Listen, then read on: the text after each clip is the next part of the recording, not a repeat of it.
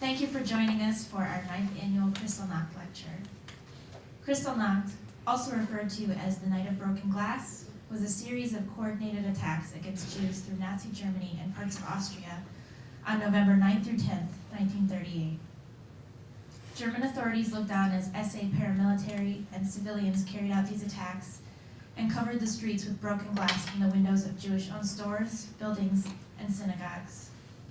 At least 91 Jews were killed in the attacks and a further 30,000 arrested and incarcerated in concentration camps.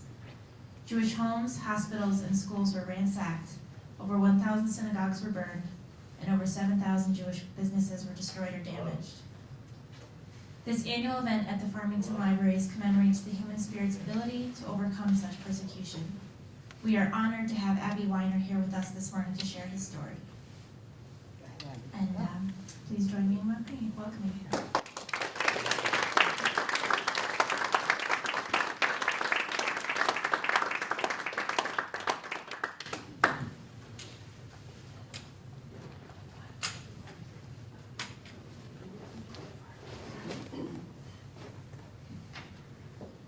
Good morning. I want to thank Ms. Leah Farrell for inviting me and tell my story about the events that went on in my youth. Modern technology. And I have a story that a lot of people had. Unfortunately, not too many are alive anymore. And the story has to be told only because nobody that I know of would be able to understand the bestiality, the sadism that went through to exterminate not only Jews, there were political prisoners, there were gypsies, homosexuals, Jehovah's Witnesses, anybody that did not suit the Nazi ideology.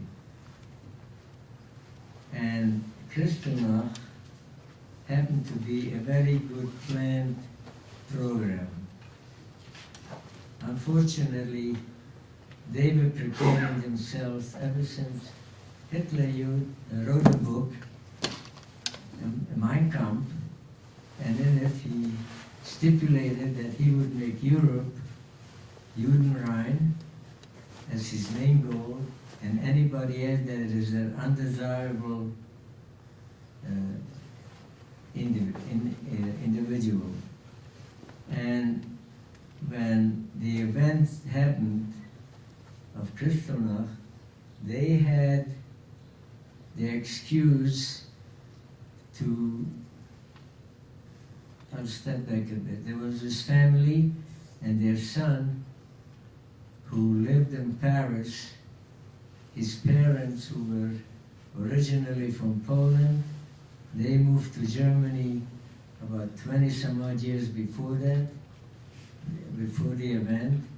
And at that time, the Germans were gathering up all these foreign citizens and taking them to the Polish border and dropping them off there. Unfortunately, the parents of this young man got killed.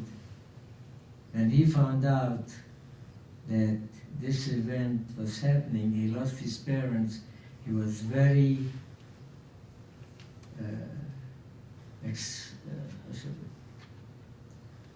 he didn't know what to do. He went to the Paris attaché and he looked for somebody that he can talk to and find out the events. And they kept just delaying him. Anyway, he, unfortunately, as always, had a gun, and he shot that attaché guy, and he was wounded.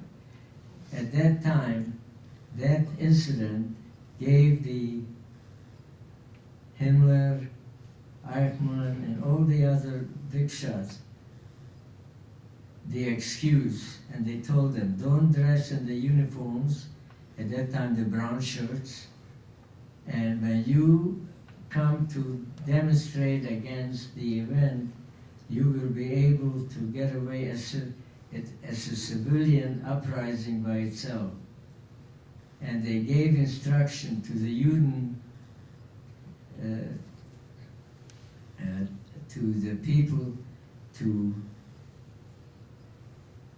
destroy anything that had to do with Jewish values, like temples, businesses, and sure enough, that's how it started. The biggest disappointment that I felt was that Kristallnacht became in Europe a whole changeover of events. I was born in a town called Sighet. It was Romania in my time. In 1939, the Hungarians took it over because they became allies of the Germans, and they said that they would let them march through to Poland and they're going to start the war. But no sooner were they in our territory, the Hungarians, they went ahead and issued certain restrictions. Traveling, you had to prove you were a citizen of the town, and you also could not own a business. You had to register if you had a radio or a car, and they were slowly confiscating all of these items. As time went on, they started to issue rules that would affect the people. And the first thing was, when they made you wear a star, sometimes front and back, this way you were visible right away, and the restrictions became unbearable. A lot of people were gathered up, young people, in their late 20s, and put them into labor camps. They sent them to dig ditches and other things, and they had to serve a couple of years.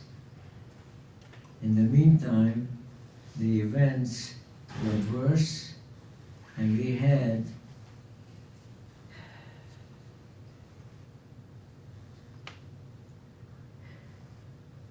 events that for no reason at all, the arrowheads, which was the Hungarian equal to the SS, they would just go ahead and arrest you or beat you up or confiscate things. That my father had a leather store and a tannery. He had a young man working for him for many, many years. And when that event happened, he told them, I tell you what, being that I won't be able to have my business, I will give it to you. I will be a partner. I will teach you and show you the events of business. And he agreed. Within a couple of months, he came to my father and said, Domnul Weiner, Mr. Weiner, I am the owner, I don't want you around anymore. And you couldn't do anything about it. That was the system that a lot of people that were your neighbors, people that you had a lot of interaction through the years, growing up together, but that's how they took it. Then slowly but surely they started to gather up people and send them off. The ones who didn't have citizenship papers, send them off to Eastern Front, and most of them did not make their way back because we didn't realize that it was what was waiting them was execution mobs. The time that all of this went on, nobody heard throughout the world what was going on. And later on, we found out that even the ones who knew didn't want to do anything about it. We had events where we became in-house prisoners. There was a restriction when to go out, when to be on the street, and so forth. Eventually, they decided to build a ghetto where they gathered all the people, first from the out-of-town communities, and they kept them there, and then they arranged to send them off in cattle cars. My family, my mother, father, and me, we were the last transports that left our town. Unbeknown to where we are going or what would happen, we just were more ridden with fear because nobody, they had, I gotta say, the Germans and the Hungarians and they had a lot of volunteers. All they were able to tell you was that you're going to go to work, the family will be together, and eventually you will be able to be released. And as long as you behave as a good boy, nothing will happen. Well, it didn't work out like that. We were the last transport out of our town,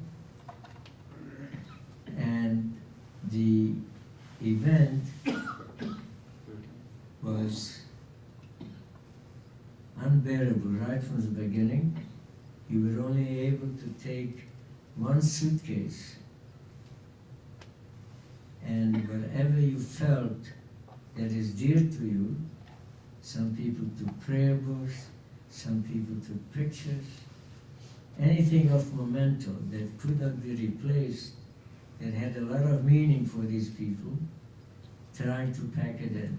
I remember my mother making me put on 2 sweaters and an extra jacket and a coat because we didn't know where we were going, and we put up with all that discomfort. The wagons held between 75 and 100 people. They gave you one bucket with water, and that was it. You had to relieve yourself. It was a battle just because that many people is like a lot of people just break down. They lose any human natural behavior. We wound up being in that car about 4.5 days, not knowing where we were going, but as we passed Czechoslovakia, and then we saw the sign, we knew it was going east. Then we came to Poland, and nobody told us that the train would stop to fill up the engine with water. You wouldn't let you out. You couldn't get any more supplies. And people that had any food with them was absorbed by their children. Excuse me. The thing that was so unexpected is when people have fear in them, they don't act rationally, they don't think rationally, they start to behave, unfortunately, like animals. Everybody is more selfish for no reason at all, instead of trying to work as a community. And if you realize what you have the situation, you will at least be able to manage. But it didn't work like that. People, human beings, have no regard for the next one. For many, many years I haven't talked about this, because for me to describe the events, I don't think there is a word in the dictionary. I don't know if you use the Webster or any other dictionary, try to find the right word to describe the events. We arrived in Auschwitz. I don't have.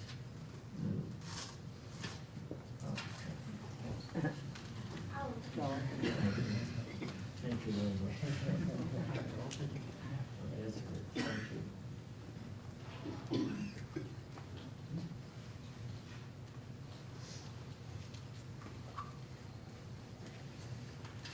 We arrived early evenings, and they had us in the train till about 2, 3 in the morning, and we were wondering why kept us just there instead of letting us get off. And later, some of the people that we met who were there much longer than we who just arrived said that they want to control you. That if you are come out, it's pitch dark, and you see these SS men with the dogs, rifles, and all they do is just shout at you. Heraus, du verfluchte Jude, out of here. And they start using physical force to the point that people turn into little sheep. Families, as much as they try to hold together, they made you line up in 5 across. They made men on one side, women on the other side. And after a couple of hours, they made you march front. Up front, there was an officer, like a doll, like a mannequin, bright polished boots, uniform, not a wrinkle in it. He had a little stick like a conductor, and all he did was right, left, right, left. He didn't understand what it was. There were some prisoners who were helping us, who were there already a couple of years or a year. He asked me, "How old are you?" I says, "I'm going to be 15. He says, "No, you're 18. And your father?" My father answered, "He's 52. "No, you're 45. Then later on I realized, because they needed a labor force more than anything else at the beginning. Because they were supplying IG Farben, they were supplying a Volkswagen, all the things free of labor. And the money that these big companies, these big corporations paid, went to the Hitler's movement. As we come up front, I see my mother just march to one side, and women with children, maybe 6 months old or a year old. And these SS guards had sadism written all over them. And sometimes later on we were talking, I was saying in the group we were talking, do these people ever had a mother? When you see taking a baby, ripping it out of the mother's hand and just throwing it down. There were a couple of people that were playing, throwing the baby up and shooting it. Does that tell you? That was hell, down to earth.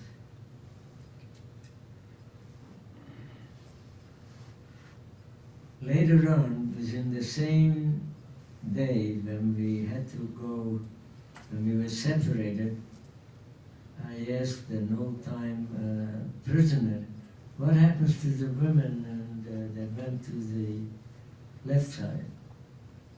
He said, you see that chimney? That's where they went.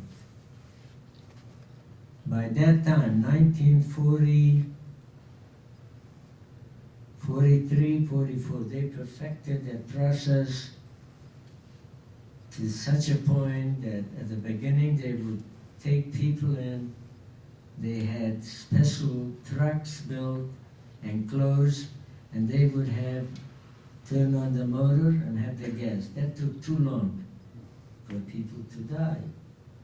They would take people out, make them dig ditches, and they would shoot them right there. So I couldn't believe that. I said, we were talking, I said, is there a God who would allow things like this to happen?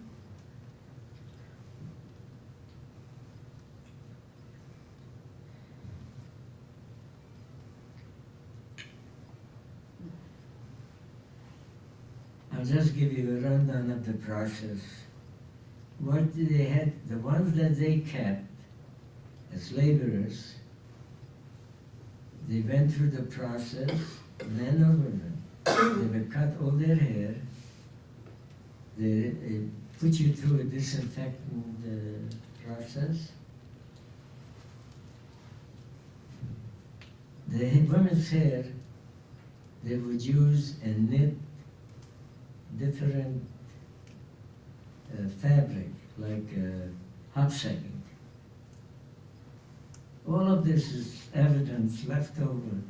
If anybody would go out of curiosity to see some of these things, whatever I tell you is as true as written in the Bible. So I couldn't get used to the idea that my mother had to go through that. And the way they had them, all these people who were being exterminated, they told them, we're going into a big room, you're going to take a shower, make sure you put your clothes and remember where you put it, because when you come out, you'll be able to find it easily.